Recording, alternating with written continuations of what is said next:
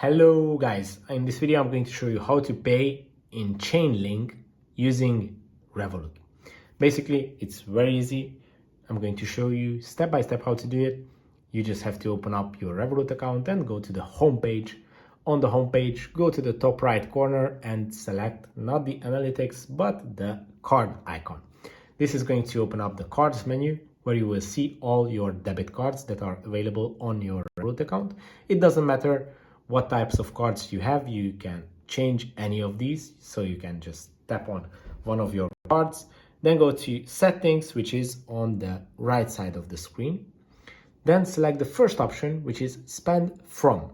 And with this option, you can basically choose the specific pocket that you want to be charged when you do a card payment. And here you can just scroll down and select Chainlink.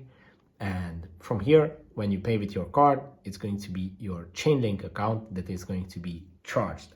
Please consider sending a super thanks donation if this video was helpful for you.